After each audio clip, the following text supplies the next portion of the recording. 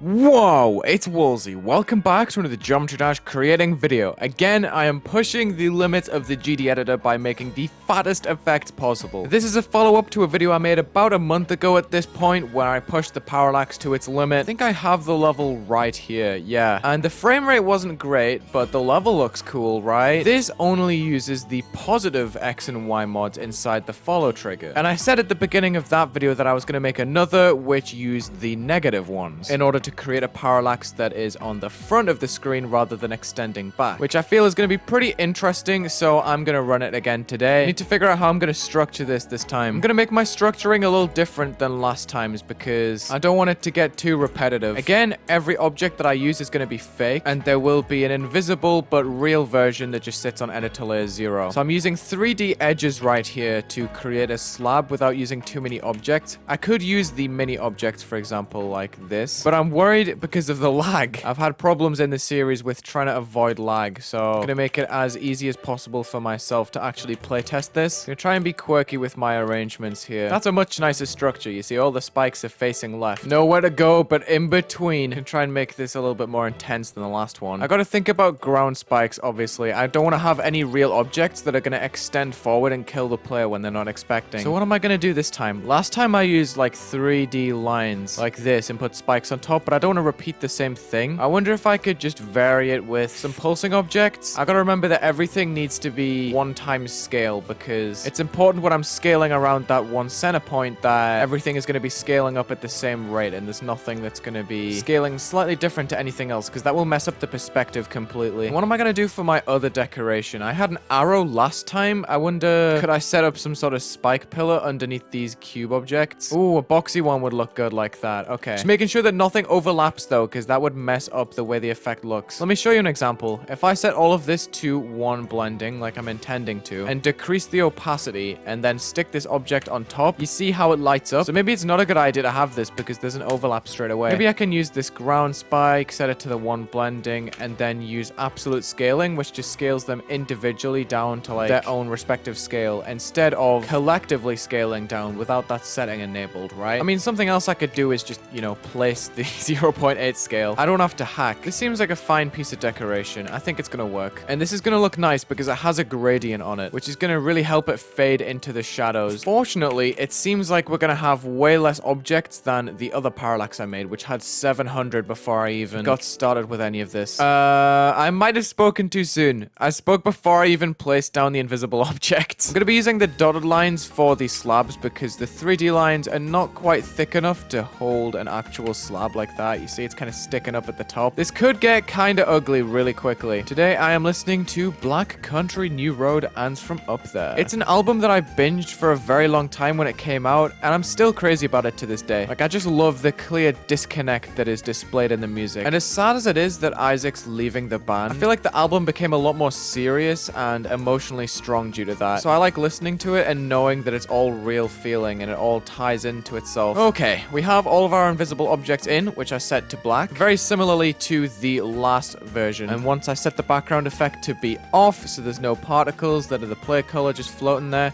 this is what the level's looking like.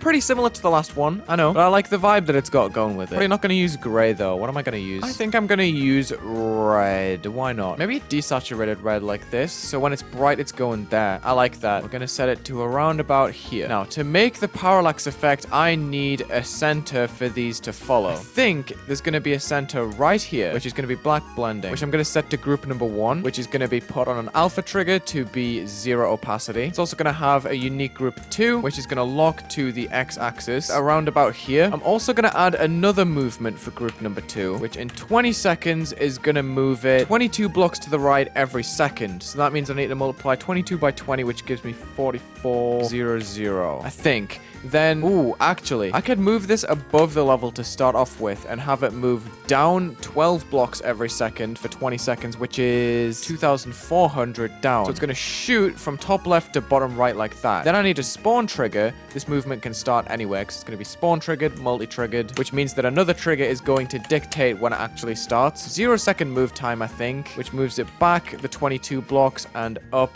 the 12 blocks. This is going to be group number 3. There's going to be a spawn trigger trigger, which activates group number 3 on a 1-second delay, which is going to be its own group. This also needs to be spawn triggered and multi-triggered, which means that we need another trigger to start off that spawn, I believe. If I make this spawn trigger a 1-second delayed, that means that this dot should move from top left to bottom right and then keep moving back and forth like that. And that's what the parallax is going to follow. This is going to be a weird process. I already know it. Then I'm going to make this dot the group parent, select these objects along with it, and copy paste them to a new editor layer. Then with this center selected, I'm going to scale up by 1.02. Oh, you see that these objects are kind of sliding around. If you're going to be used in a Wulzy effect, you need to be on your best behavior. Oh, it's because I scaled them down already. Lol, didn't I already say in this video that everything had to be 1x scale? Hashtag bruh. That was silly of me. Well, I'm going to go ahead and place all of these chain objects in, which are of 1 scale. Alrighty, crisis averted. Let's get back to what I was doing. Center point, and the blocks are selected. Move them to editor layer number 2. Make sure the center point is group parent, and scale up to 1.02. Give new group number 4. Repeat process. I'm going to say repeat until we reach scale number 3, which is going to be quite the process. Copy pasting, scaling, and adding a group. That's it. No layering involved, because this is all blending. Now, the reason I've chosen such numbers to scale by is because in the last video, we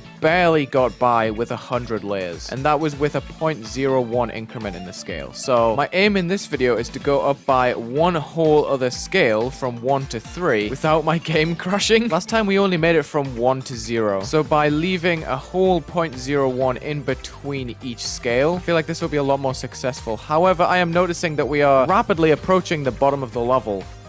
What I might have to do is turn on link controls for 1 second. Link this together. Select the whole thing and move it up by 1, 2, 3, 4, 5. I'm gonna remember 5 presses of the button that moves the object 5 blocks, okay? So now I have the freedom to scale as far down as I want. And I'll use a move trigger, which does not crush the objects off the bottom of the screen. Basically bypass the bottom barrier and allow these objects to be placed. We've already approached 1.5, but that means nothing. That's just a quarter of the way to 3. Gotta keep on scaling, which is going to make our level obscenely long. But look at how far out some of these objects are now, as opposed to the original objects. Yeah. I'm kind of glad I ended up linking these blocks, because if I get sidetracked when I'm scaling and adding a group, say I copy paste and I forget, oh, did I really add the next group? I can just go back and not worry about having to reselect everything. It's such a beautiful thing to have these link controls enabled and have that little fail safe where I can just be like, oh, let me just double check. Yep, that's 38.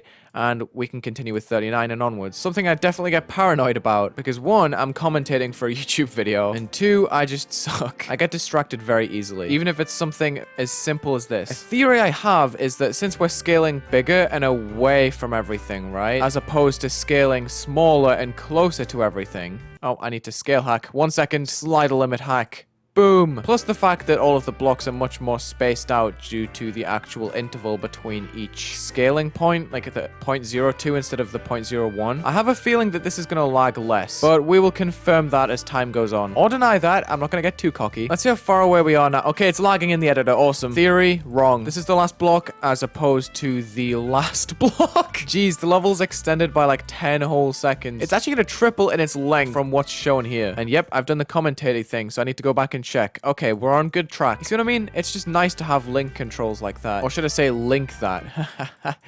God, my jokes are getting worse, and it's making me do the effect in the wrong order. Not that there's a wrong order, it's just the order in my mind, and I don't want to, like, deviate from it. Why am I struggling to form sentences all of a sudden? Am I actually lagging in real life? Too many objects? I'm very intrigued as to what this is going to look like, to be honest. My prediction... Oh, God. That was a 2.3 scale. My prediction... God, did I add the group? Yeah, I did. Ugh. My prediction is that it's going to end up looking like a radial blur. What am I doing, dude? In the way that the objects will blur around the outsides of the screen. Did I add a group there? God damn, I suck at this. It's also aggravating that the objects are now off screen, so I don't have the visual confirmation of the objects actually being scaled before I copy paste, which is a little bit terrifying. I've got to trust that I'm doing everything properly. We're almost there, though. There's only about a quarter of the groups left to add. I mean, we've already passed 2.5, which was a 3/4 point, so somehow I've managed to yabber through most of this. I've probably been waffling completely, but we're We're almost there. Okay, we got about 7 copy pastes left to go. Feeling nervous. Not sure if all of this effort is about to be worth it, because I don't even know how the scaled up version of the effect is going to look. I will say, oh god, not this again. Increasing the object limit is terrifying. And now because of that button pop-up, I have to go and check because I'm too nervous about whether I've actually, like, ordered my groups properly. Yep, this is it. That's it. Wow. Okay. I had to think about it for a second there. So now give them all a common group 103, which is going to move down at the very beginning and hopefully not crash the game. You know, when 40,000 objects move down, over 200 on the Y. It did it. Wow, it actually did it. Okay. So this probably looks absurd in normal mode. Oh my god, it looks ridiculous. Wow, dude, that's so bright. I'm perplexed as to why it kind of spikes here in the brightness. It's not loading properly in the editor. Of course it's not. Now I have to set up the follow triggers before any of the movement happens. Should be pretty simple to do. Before I set up any following, I have to quickly turn off link controls, turn off preview mode as well, and look at this giant center point, because you can only have one center point, which is this. Rob Top himself says it in the follow trigger menu. What was my first group? I don't even remember. Number 4, and our center is number 2. So we have number 4, and our center is number 2. So we put in number 4, number 2. Now we gotta go in the negatives here. Last time we made the incredible discovery that if you use the sliders, or at least for me, there was gonna be rounding errors that messed everything up. So I'm actually gonna end up typing all of these numbers in, which is going to be super tedious, I've just realized. And that is because whenever you click on a box with a minus, it deletes the number, as opposed to clicking a box with a plus, it doesn't get rid of the number, right? So I'm going to have to backspace and then type the full number with the negative, which is a bunch of buttons, but I'm willing to do it because it's probably going to look cool. I don't have the confirmation. I'm going to have the confidence in myself that it looks good. Don't know for sure, but what can you do? Mine, I'm going to end up mistyping literally everything. All right, new milestone achieved. We've made it to minus 0.1. Only like minus 1.9 to go. This is going to take significantly longer than it did the other way around when everything was positivo. I'm going to ask you guys a question. Did you guys try out the parallax when I first made it on the channel? If so, what did you do with the center? Because I'm curious. I think you can push this pretty far. And I would love to see the different uses. And the follow trigger goes much deeper than this as well. You can make some insane effects that are insanely well optimized as well, just by following one specific object with this trigger. Just by using the different mods and following only one object. Okay, let's take a look-see. We've done a little bit. Oh, it's working. Oh, that's so weird. That is really weird, actually. I'm not sure how I feel about that. It would be cool if that was synced, right? Also, I want to see what happens if I add a 0.1 move time.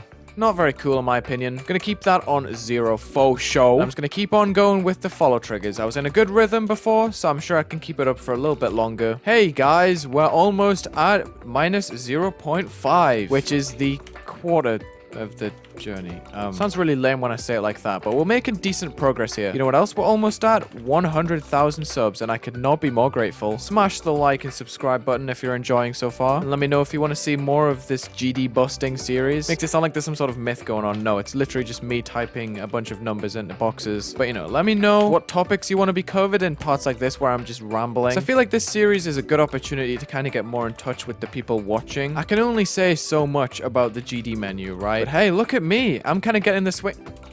I'm kind of getting in the swing of things, you know? Quick play test. Is it lagging yet? Kinda. It looks hella good, though. We are almost at the 0.1 mark, which is where things are going to start getting interesting. Because at that point, that's when our objects are going to end up moving more than the actual center point itself, which is already moving pretty damn fast towards the bottom right. You'll also notice, I just reached group 50, by the way. You'll also notice that it's moving the opposite direction. Hold on. Is there a mistake? I kind of see a mistake there. What happened here? We have spike number 44 and we have spike number 46. Did I miss out a 45? No, 45 is right here. Oh, there's two 45s. I did that in the last video as well. And that was like almost at the exact same time. Nice. Okay, it's working again. What I was saying is you'll notice that these objects are moving the opposite direction to the actual center point itself. The center point is moving from the top left to the bottom right, and these objects are moving up to the top left, which is really strange when you think about it, but that's what the negative X mod is doing. Anyway, back to the drawing board. We have reached the -1 checkpoint right there. Now it's starting to get a little bit trippy because I've gotten used to typing -0 so many times. See, like that. I've already done it. Okay, now I'm getting the hang of it. Oh, Have I done it again? Oh my god, I'm so silly. At least I'm getting really good at spotting that error now, though. That's the reason why I'm keeping the opacity high while I'm testing, because you can see each individual layer. Like, the goal of the effect, obviously, is to make it look blurry and make it kind of fade into the darkness, but for now, it doesn't really matter, right? Minus 1.98 and minus 1.98. There it is. This looks crazy with the duration lines. We're gonna save and we're gonna play in the editor, and the lag is crazy. Oh no! Oh god. Am I gonna make it out of the editor alive? Why is it so big? Uh-oh. Did the spawn trigger break? I think the spawn trigger broke. Yep, that definitely looks like a spawn trigger breaking. Please stop. Stop, stop, stop, stop. Okay, instead of spawn triggering this, then I am going to manually set it out myself every 10 blocks, because that's equivalent to a second. Just like that. And I'm going to try and run this in normal mode, but I don't even know if it's going to work. It is, apparently. I have no idea. Wait, what? No lag. Hello? This is crazy. Why is it lag so much in the editor? What the heck?